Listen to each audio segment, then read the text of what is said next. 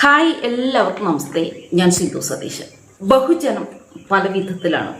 ചില ആൾക്കാർ ഇന്ത്യക്ക് പുറത്തു പോയി കഴിഞ്ഞാൽ സോഷ്യൽ മീഡിയയുടെ ഇന്ത്യ വിരുദ്ധത വിളിച്ചു പറയാൻ ഭയങ്കര കേമന്മാരാണ്. നമ്മളെ മലയാളികളെ സംബന്ധിച്ചിടത്തോളം മലയാളികളെ കഴിഞ്ഞിട്ടേ ബാക്കി ആരുള്ളൂ ഇന്ത്യ വിരുദ്ധത വിളിച്ചു പറയുന്നതിൽ. അങ്ങനെ നിരന്തരം ഇന്ത്യയെ അപമാനിച്ച് ഇന്ത്യ വിരുദ്ധത പ്രവർത്തിക്കുന്ന ഒരുവനങ്ങ് അമേരിക്കയിൽ പൊക്കിയിട്ടുണ്ട്. അങ്ങേരുടെ പേരാണ് ആൽബിച്ചൻ മാത്യു.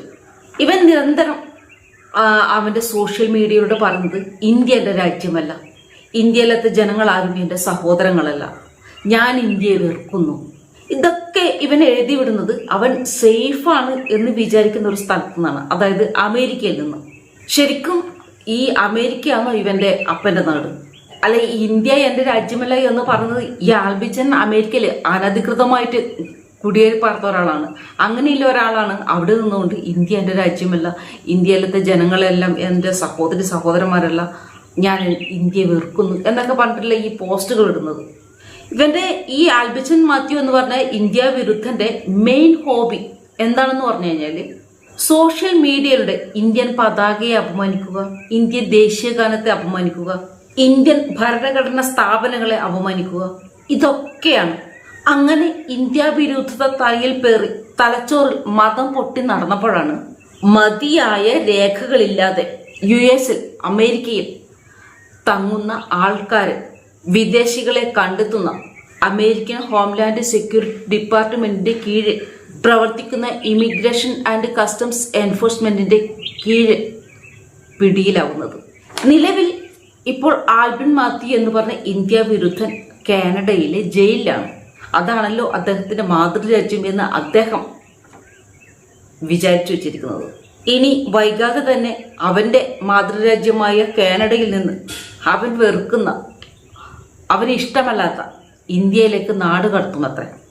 നമ്മുടെ നാട്, നമ്മുടെ വീട്, നമ്മുടെ ദേശം, നമ്മുടെ സംസ്ഥാനം, നമ്മുടെ രാജ്യം, ഇവിടെ കിട്ടുന്ന ഒരു സ്വാതന്ത്ര്യവും നമ്മൾ പുറത്തു പോയി ജീവിക്കുന്ന ഒരു രാജ്യത്തു നിന്നും കിട്ടില്ല.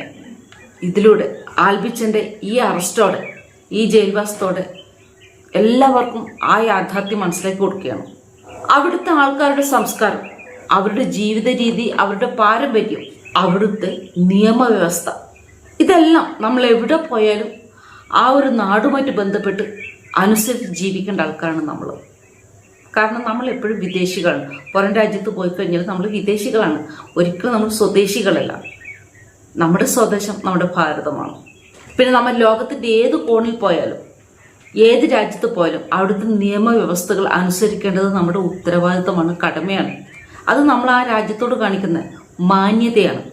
ഭാരതത്തിൻ്റെ സ്വാതന്ത്ര്യദിനത്തിൽ ദേശീയ പതാകയെ അപമാനിച്ച് ദേശീയ പതാകയിലുള്ള അശോക ചക്രത്തിന് പകരം വൾഗറായ ഇമോജികളിട്ടു.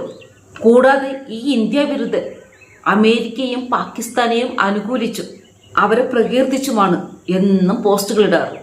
പിന്നെ കൂടാതെ ഇന്ത്യയെ ഇഷ്ടമല്ലെങ്കിലും ഇന്ത്യയിലത്തെ ജനങ്ങൾ സഹോദരന്മാരല്ലെങ്കിലും ഇന്ത്യയെ വെറുക്കുന്നുണ്ടെങ്കിലും ഇന്ത്യൻ ഭരണഘടനയെ ആക്ഷേപിക്കുമെങ്കിലും പുള്ളിക്കാരൻ പാലായിൽ വന്നിട്ട് നിയമസഭാ തെരഞ്ഞെടുപ്പിലേക്ക് മത്സരിച്ചിരുന്നു. അവിടുത്തെ ജനങ്ങൾക്ക് ബോധമുള്ളത് കൊണ്ട് 8 നിലയിൽ പൊട്ടി.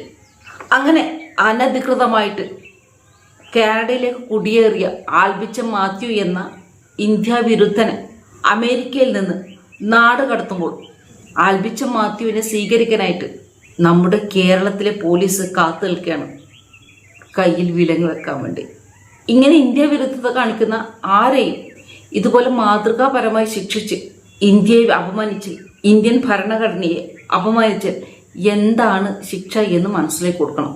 ഇത്തരക്കാർക്ക് ഇങ്ങനെ ചെയ്താലേ മനസ്സിലാവും. ഇനി ആൽബിച്ചൻ അമേരിക്കയാണ് അവൻ്റെ ജന്മനാടുകൾ എന്ന് പറയുമോ, അതോ ഇന്ത്യ തന്നെയാണ്, ഭാരതമാണ്, കേരളമാണ് എൻ്റെ പിറന്ന മണ്ണ് എന്ന് പറയുമെന്ന് കണ്ടറിയണം. മറ്റൊരു നല്ലൊരു വീഡിയോ ഇട്ടിടും. എല്ലാവർക്കും ജയ് ഹിന്ദ്.